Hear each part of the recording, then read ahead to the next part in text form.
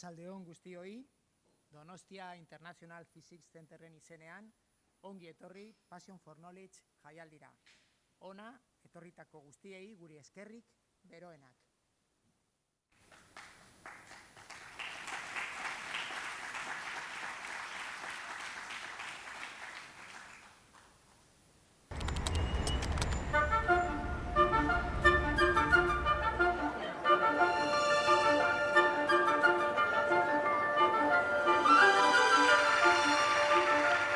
Jaun Andreok, arratsaldeon.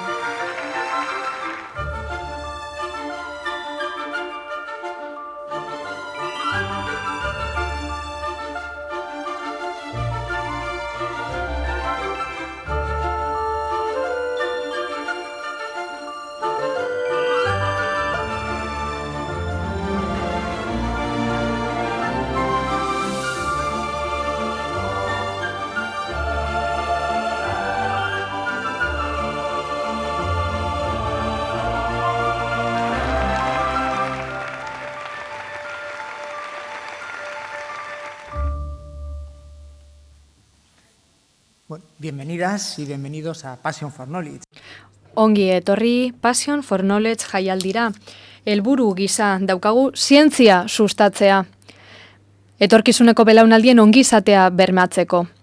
Eta ezagutza hartzeko aurrerapen zientifiko, teknologiko eta kulturalaren giltzarri gisa. Pedro Miguel Etxenikek, DIPC-ren presidenteak, esan bezala, zientzia giza kulturaren ezinbesteko parte da, eta lan kultural kolektiborik garrantzitsuena gizateriaren historian.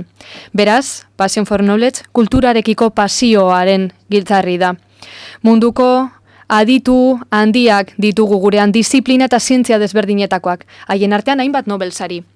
Baina batez ere, Passion for Knowledgeek herritarrak biltzen ditu, ezagutza zientifikoa partekatzeko, eta publikoaren parte hartzea sustatzeko zientzian eta bere baloretan. Bideoan ikusi duzue programa zabala dugula, hainbat konferentzia, gaurkoan izango ditugun biak tartean, DBH-ko eta ikasleen eta zientzialaren arteko topaketak, aurrentzako tailerrak, ikuskizunak, proiekzioak eta bar luze bat. Jaialdiaren 5. edizioa dugu hau. 2010ean hasi zen lehenekoz. Donostia International Physics Centerren 10. urteurrena omentzeko. Donostian egiten dira jaialdi honetako jarduera gehienak, baina egoitza nagusiaz haratago eragina izatea nahi dugu. Horregatik, gure programaren zati bat Bilbon ere gauzatuko dugu. Gaur goizean esaterako DBH-ko ikasleen arteko topaketa egin dugu, Passion for Knowledge-eko hainbat islarirekin batera. Albert Fert, George Smoot tartean. Fizikako Nobel sariak dira. IPC zentroa abentura modura sortu zen, pasioak gidatuta, ezagutzarekiko pasioa, jakin minak gidatu gintuen, eta horregaitik deitzen da jaialdi hau Passion for Knowledge. Ezinbesteko teoria dugu ardatz, bikaintasuna jarduera guztietan. Bikaintasun hau, zorroztasuna, ardura eta integritateare bada. IPC abentura instituzionala ere bada, lankidetzaren adibidea da. Lankidetza publiko eta pribatuarena, hainbat erakunderen konpromisoari esker. Laguntza ematen digutelako etengabe. Nahi dizkiet patroi publikoei, guri eskerrak beroenak, Eusko Jaurlaritzari, Euskal Herriko Unibertsitateari, Gipuzkoako Foru Aldundiari eta Donostiako Udalari. Gracias también a los patronos privados. Eskerrik asko, patrono pribatuei ere, Kutxa Akaf, EDP Naturgas eta Telefonika, eskerrik asko Telefonikari. Eskerrik asko, haiei esker gaurkoan hemen egingo dugulako, jarduera hau Euskalduna Jauregi honetan eta besterik gabe ongitorria emango diogu lehenengo islariari. Francesca Ferlaino, profesorea.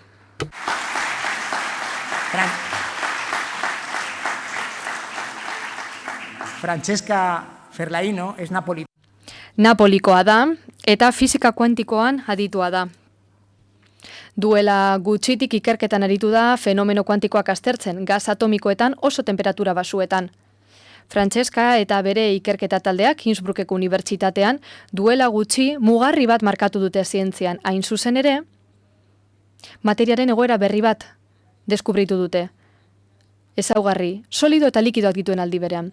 Fluido honek kristal baten egitura du, baina barruko partikulek likido baten moduan jarduten dute kuantikoki lokalizatuta daudelako. Francesca Ferlainok fisika ikasi zuen Napoliko Federico Bigarren Unibertsitatean eta doktorego tesia egin zuen fisikan Florentziako Unibertsitatean eta Europako laborategietan. 2007an Innsbruckeko Unibertsitatera joan zen eta 2014az geroztik katedratikoa da unibertsitate horretan eta optika kuantikoko institutuko zuzendaria baita ere. Austria mailan. Azken urteotan hainbat sari jaso ditu. Tartean, Erwin Schrödinger, Feltrinelli saria baita, ikerlari gaztei, Sander van Humboldten katedra, Innsbruckeko zientzia saria, Bernhard Lieben saria, Fritz Kohlrausch, fisika esperimentaleko saria, eta Stat saria ere jaso du, eta 3 beka European Research Counciletik, Starting Consolidator eta Advanced modalitatetan. Franceskak gaurkoan hitzaldi bat eskainiko digu. Oso titulo sugerente batekin. Atomoak zero absolutuko temperaturara hurbiltzen etorkizunerako teknologia kuantikoen hardwarea. Zientifiko bikaina eta komunikadore bikaina dugu. Zorionez asko etortzen da Euskal Herrira. Ikerketa programaren baitan. DIPC-ren izenean espero daigun noiz baiten Innsbruckeko lana eta gure artean egindako lana bateratu ahal izatea. Ekuazioaren parterik gatzena, ebatzita dago, senarra donostiarra duelako. Eta orain, ardezagun, estenatoki ganean Ferlaino Anderea, aurrera.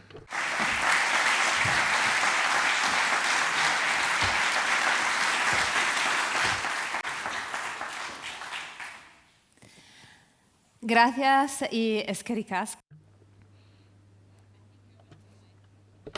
Bueno, hitzaldia ingelesez emango dut.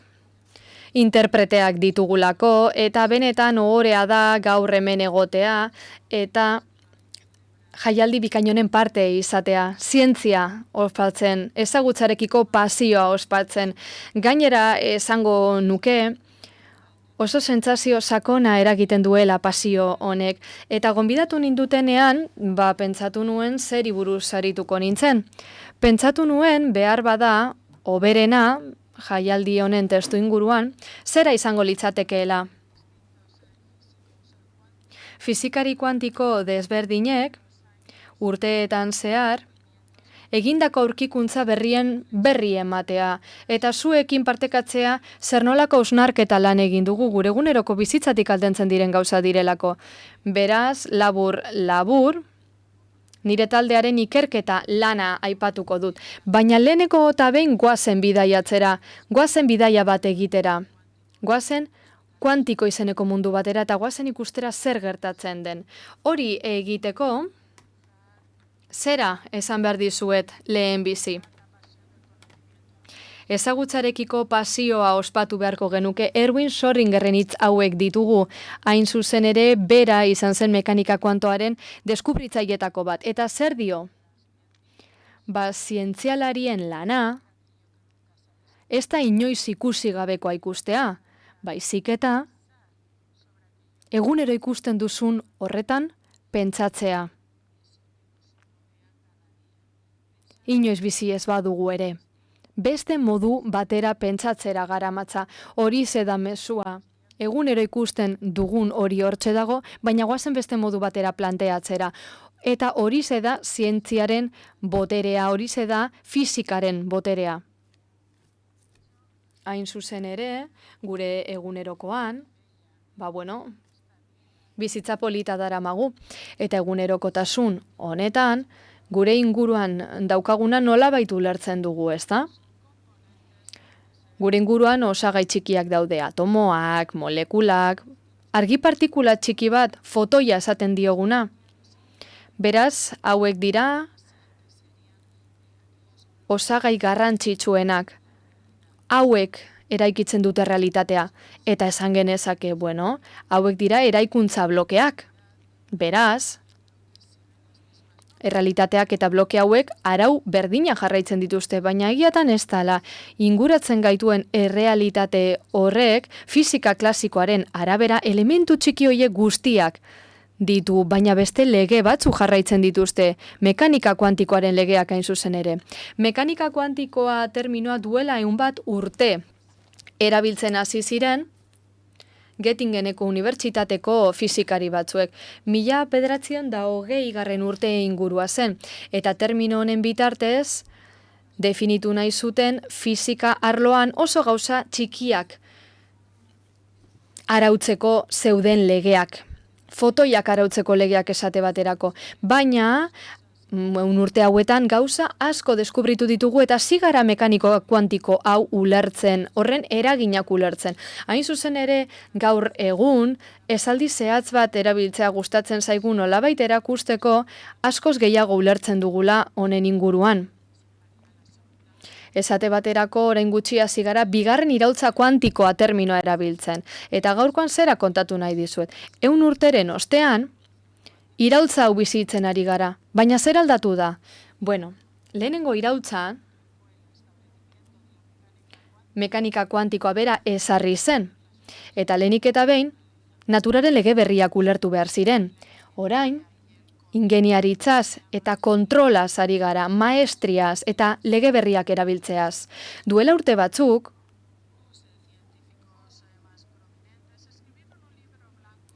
zientzialari handiek liburu zuri bat idatzi zuten mekanika kuantikoaren eta fisika kuantikoaren aukerez hitz egiteko. Eta urte batzuk, geroago Europar Batasunak, teknologia disruptibo gisa izendatu zuen hau.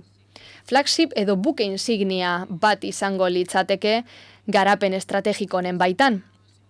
Fisikari modura, laborategietan egoten gara, zientzietan lanean, oinarrizko zientzietan hain zuzen ere, baina niretzat hau aldaketan handia izan zen zergatik, gauzak asko interesgarriago bilakatu zirelako. Gainera ikusi dugunez, diruz babestu izan dira teknologia kuantikoak azken urteotan. Azken urteotan esan genezake 22.000 milioi inbertitu direla mundu mailan. Gainera, babes geopolitikoa jaso dute teknologia kuantikoek. Hemen esate baterako ikus dezakegu zenbat patente egin diren Txinan, zenbat erosi dituen estatu batuek, eta nola gora igo duten zifrek azken urteotan. Grafiko hau interneten aurki dezakezue, baina nik zer egin nahi nuen. Basuei nolabait erakutsi mekanika kuantikoaren boterea, indarra, eta hau da egin nahi duguna. Hau egiteko, hobeto ulertzeko, goazen atzera egitera. Atzera eginda, lehenengo kontzeptuarekin hasi ginenean, distantzia luzera mezuak bidaltzen hasi ginenean, garapen lan handia egin zen 19. mendean eta 20. mendean, garapen handia egin zen, garapen lan handia, eta, zein izan zen horren emaitzarik onena, kanpo magnetikoa eta uin elektriko edo magnetikoa definitu ziren.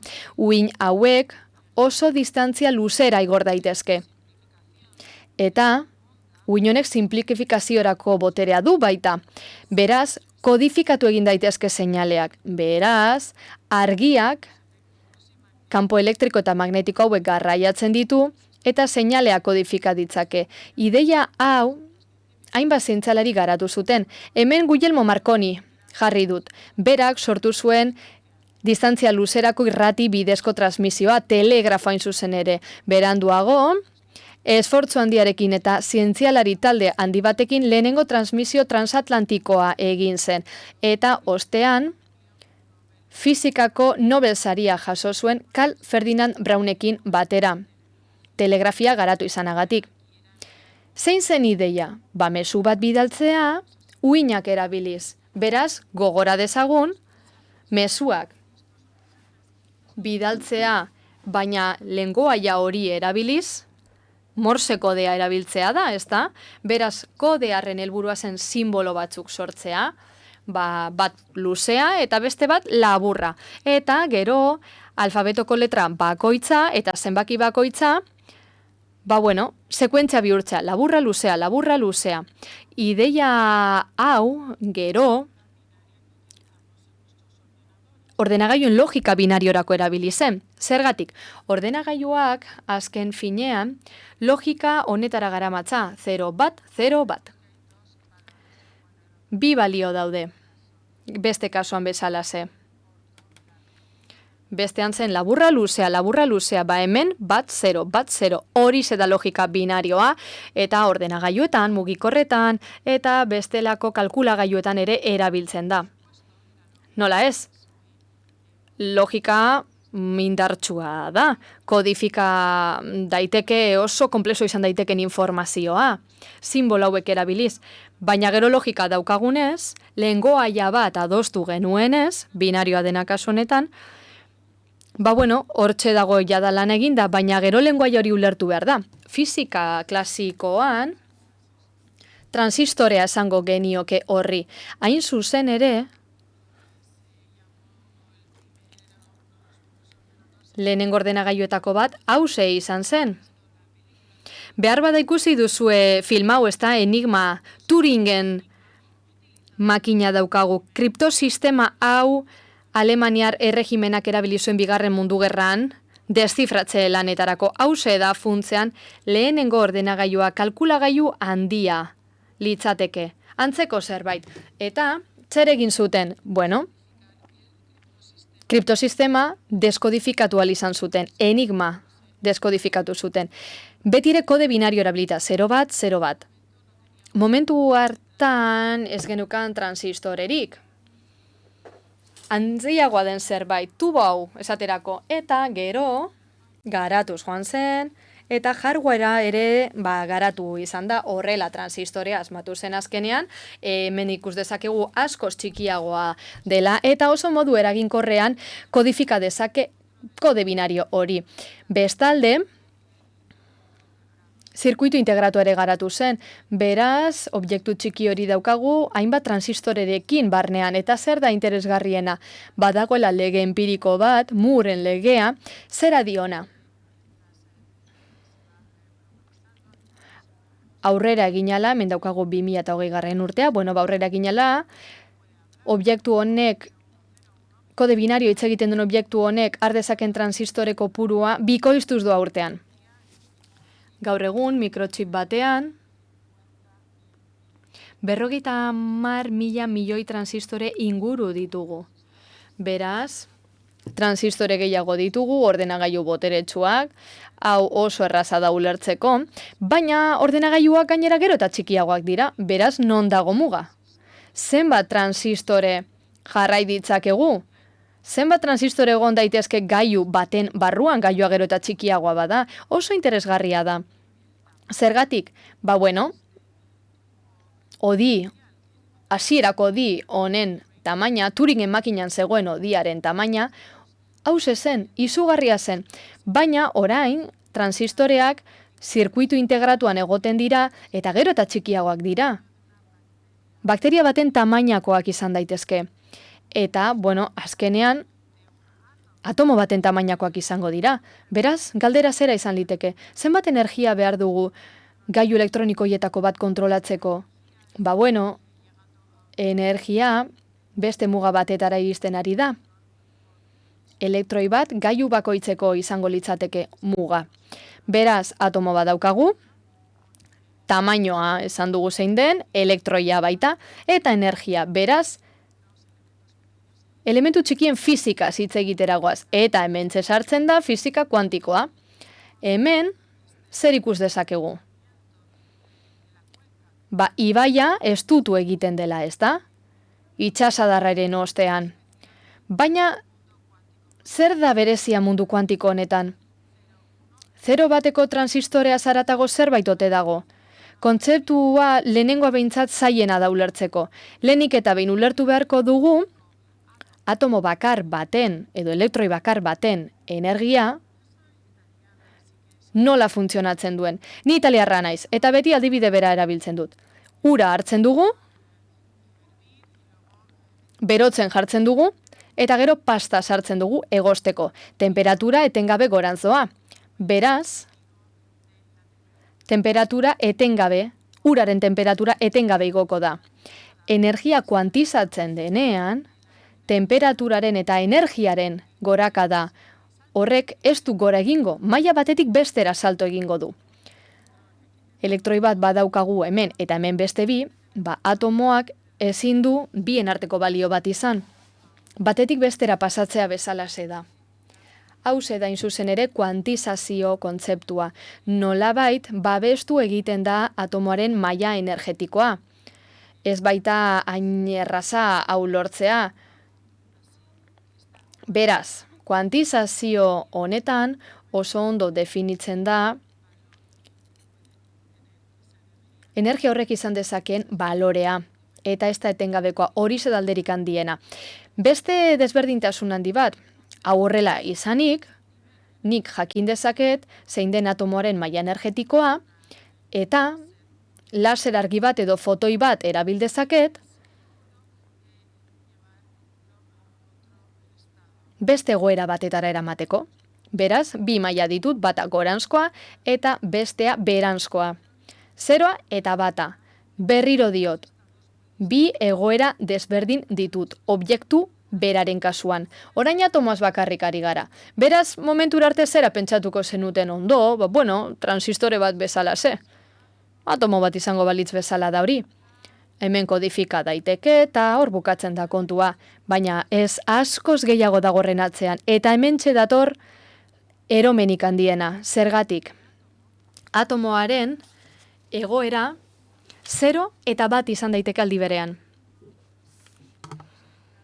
Horixe da mekanika kuantikoaren oinarrizko irizpidetako bat. Gainjartze irizpidea da, gainjartzearen printzipioa, beraz, neurketa bat egin aurretik atomoa aldi berean egon daiteke goiko aldean eta beko aldean, eta horregatik jartzen dugu katu hau adibide gisa, aldi berean hilda eta bizirik dagoen katu hau. Bi gauza aldi berean, bi egoera.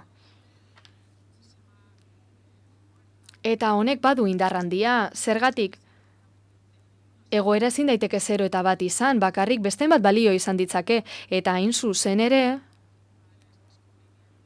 aurkikuntza nagusiei erreparatuz gero, 2022an, Aspe Klausek eraman zuen fizikako Nobel saria. Printzipio hauek ikertu ostean. Beraz, erraz esan da, mundu klasikoan bi ate bat ditugu, erabaki bat hartu behar da, eskerrera edo eskuinera joan. Baina, mundu kuantikoan bagaude, ez dugu erabakirik hartu behar. Bi ateak ireki ditzakezu aldi berean eta bietatik pasatu. Zoratuta nagoela pentsatuko duzue eta hau matematika dela eta ezinezkoa dela, baina posible da eta esperimentuak egin daitezke. Esate baterako, argi fluxu bat bidal daiteke ate batetik, eta pantailan ikus dezakezue, alde guztietatik pasatzen dela aldi berean. Hau zer egin dezakegu, atomo edo elektroi batekin. Hau da rendija bikoitza duen plakaren adibidea. Kontzeptu hau oso potentea da, baina badaude beste zailtasun batzuk ere. Gure mundua determinista da. Eskuinera edo eskerrera joan beharra dago. Mundu kuantikoan, hala ere, ez du horrelakorik behar. Ez da garrantzitsuena. Neurketak egiten hasten garenean, orduan bihurtzen da garrantzitsu. Hori baino lehenago, gainjartze egoeran egongo gara. Gainjartze egoera hau 0 eta 1 artekoa izaten da, hori zen neurtzen da, eta, probabilitate konkretu batekin lor dezakegu, materiaren egoera, proiektatzeko moduaren arabera egoera desberdin ematen digu eta beraz, probabilitateren araberako balio gehiago izan ditzakegu. Beraz, hau ideia bihurtzeko, bit klasikoak 0 eta 1 ditu, baina kubitak balio guztiak izan ditzake 0 eta 1 artean, 0,1, 0,2 eta bar. Eta benetan eraginkorra da, teorian, 74 kubitzen pentsaten badugu egoera posible guztietan,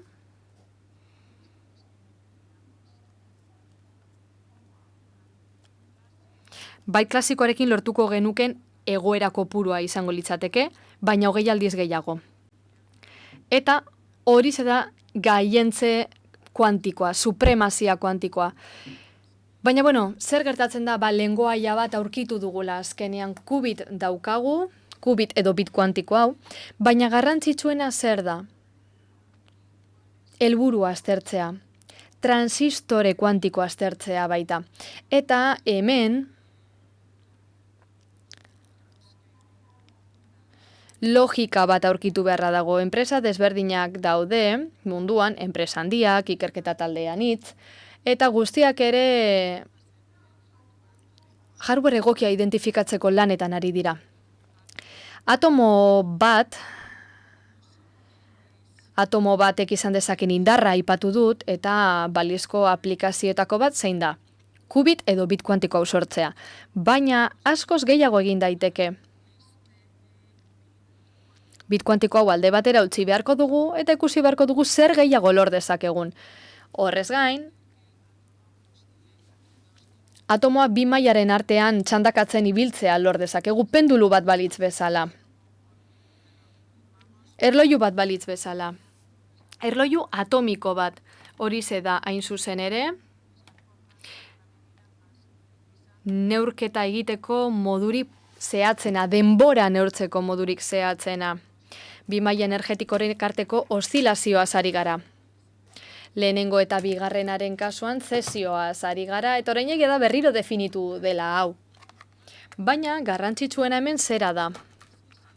Definizio hau ezinbestekoa dela zuen mugikorretako GPS-erako esate baterako. Izan ere, GPS-ak jakin behar du zein den espazioa eta zein den denbora, eta horretarako zer behar dugu? Erloju atomiko bat. Beste adibide bat, asko gustatzen zaidana. Orain bi maila energetiko hauek ditugu, baina distantzia ez da finkoa. Hain zuzen ere, kanpo magnetiko bat badaukagu inguruan eta kanpo magnetiko hau txikia bada ere, distantzia bat egongo da, eta distantzia hori alda daiteke. Beraz, alde energetiko egongo da baita. Beraz, kanpo energetiko bat badaukagu gure inguruan, eta E bat eta E biren arteko aldea neurtzen badugu, kanpo magnetiko hori ere hobeto neurtu halko dugu, eta zinbestekoa da beste hainbat aplikaziorako. Esate baterako, gure burmuinari erreparatzen badiogu errore bat dagoenean, kanpo magnetiko txiki hau ere sortzen da. Eta atomo bat edo horren antzoko zerbait izango genuke, kanpo magnetikoaren sentsore gisa funtzionatuko lukeena, edo kanpo magnetikoaren banaketan izandako anomaliak hautemateko gai izango litzateke. Hau oso zehatza da kanpo magnetiko txikiak neurtzeko. Esate baterako, nik atomo bat ikusten badut, ikusiko dut non dagoen eraikin bateko igogailua, igogailu hori mugitzen denean, kanpo magnetikoiek sortzen direlako. Beraz, horrela ikus dezakezue atomo batek kanpo magnetiko txikiak neur ditzakela. Eta zer gertatzen da atomo batez badaukagu? Eta atomo asko bat ditugu zer? Eta atomo hoietako bakoitza interaktuatzen ari bada zer?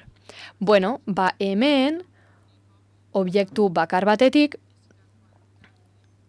hainbat objekturen fisika kuantikora pasako gara. Eta hori da ni ikertzen ari naizen hain zuzen ere. Lehenik eta behin, zera planteatu behar dugu hemen? Gure ikerketarako badago gustatzen etzaigun zerbait, temperatura. Zergatik, atomoak temperatura altuan badaude eta mugitzen badira, zaratan moduko bat egiten da eta fenomeno kuantikoak estaltzen ditu. Beraz, egin beharreko lehen gauza, hoztea da. Eta temperatura basuetara jaistea, 0 temperaturaren parera. Baina, hoiek hozteak ez du atomoaren mugimendua geldiaraztea esan nahi. Trantsizio moduko bat egin behar da. Materia uina dualitatera. Temperatura hau jaisten denean, atomoetako bakoitza uin modu batera ikusten da. Eta hori da fisika kuantikoaren zoramenetako bat. Atomoak materia izateko probabilitatea hartzen hasten da.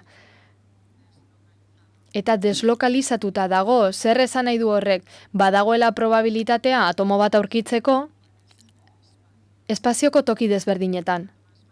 Zenbat eta basuagoa temperatura, are eta luzeagoa izango da atomoren uina. Eta puntu batean, materia uin hoiek guztiak interferitu egingo dute, eta Einstein-Boseko kondentsatu bat sortuko dute, uin erraldoi bat. Eta mekanika kuantikoaren legea jarraitzen ditu honek. Hau duela 20 bat urte deskubritu zuten. Behar bada orain galdetuko didazue. Temperatura zenbaterainoko hotza izan behar da. Bueno, ideia bat egiteko, 2 puntu hauek ditugu temperatura eskala honetan, gure termometroaren parekoa litzateke. Hauze da hotzena eta hauze da beroena, mundu mailan. Gero,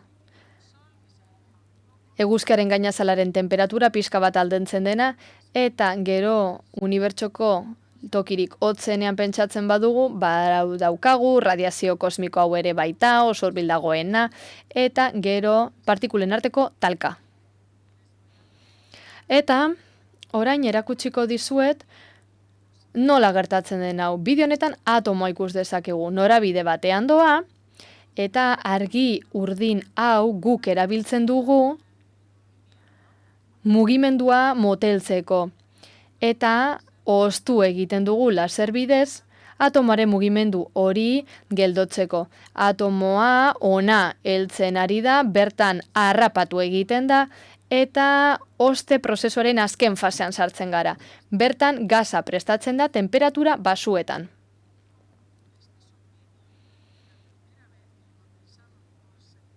Bose-Einsteinen kondentsatua ikusi zen lehen aldia, 85ko ekainean izan zen. Rubidio atomoarekin. Eta hementxe ikus dezakegu interferentzia bat gertatzen dela uinean. Gero Bose eta Einstein izan ziren, hain zuzen ere, aurre ikusi zutenak, eta hainbat urteren ostean teknologia garapenerarik esker hau sortu zen. Eta daukagun atomo mota hitz egiteko orain, hau da gure laborategia, Innsbruckekoa, argi askorekin, ispilu askorekin, eta hain zuzen ere, zera erabiltzen dugu?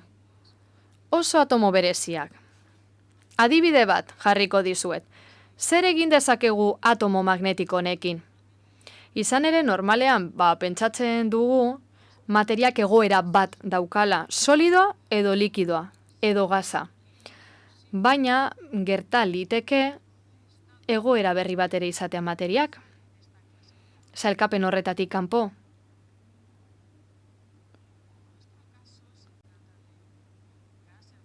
Gure kasuan gas bat da, kondentsatua gas bat da, solidoaren eta likidoaren ezaugarriak dituena. Eta egoera supersolidoa esaten zaio. Lehen ikusi dugun katuaren parekoa da. Hilda eta bizirik aldi berean, baina hemen egoera supersolidoa daukagu eta aldi berean solidoa eta likidoa ditugu. Zientzialari batzuk oso konbentzituta zeuden, honen ezinezkotasunaz, ezinezkoa omen zen horrelako egoera bikoitza sortzea. Beste batzuk aldiz esan zuten posible zela mekanika kuantikoari esker. Hain zuzen ere, Nobel saria jasotako zientzialariek ziren guztiak, eta eztabaida handia egon zen. Gero ikusi genuen froga zitekela egoera horren existentzia, eta duela urte batzuk nire taldeak Italiatik eta Alemaniatik ikusi genuen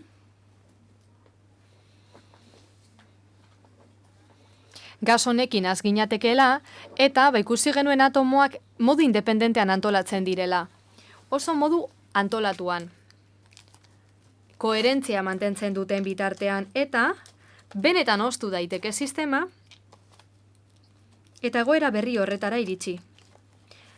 Eta besterik gabe, horixe da adibide bat, horixe egin dezakegu partikula asko bat ditugu. Eta ikus dezazuen zenbat gauza deskubrituko ditugun oraindik, zera esango dizuet. Norbaiten hitzak ekarri nahi ditu gogora. norbaiten hitzekin hasi dugu, eta beste norbaiten hitzekin bukatu. Nikola Teslaren esanetan, zientzialaria den horrek ez du helburu gisa berehalako emaitza lortzea, baizik eta etorkizuneko aurkikuntzetarako oinarriak finkatzea, eta norabidea markatzea, eta mekanika kuantikoarekin hasi ziren haiek ez zuten inoiz imaginatuko momentu honetara helduko ginenik ikerketa honetan. Eta, nire taldearen argazki bat, Innsbruckeko taldea, mila esker talde bikain honi. Eskerrik asko.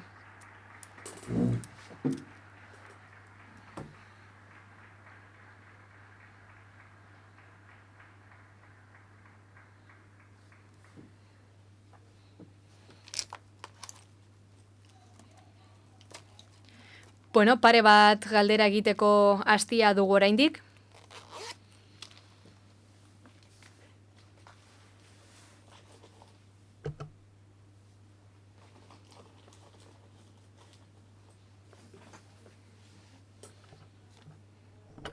Jakinminagatik azkenengo parte horretan bideo bat erakutsi duzu, ezta?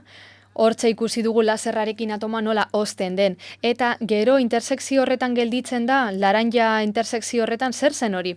Mila esker galdera hori egitagatik. Guk argiarekin lan egiten dugu, une oro.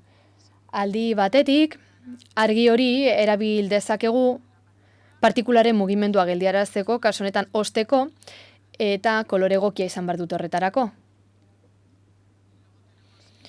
Eta gero, argiarekin gelditzen dugu, baina argia aldi berean atomo atrapatzeko ere erabil daiteke. Argiaren kolorea egokia ez bada, trampa egiteko ere erabil daiteke.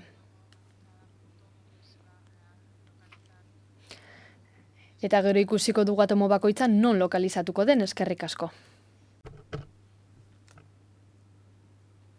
Beste galderarik?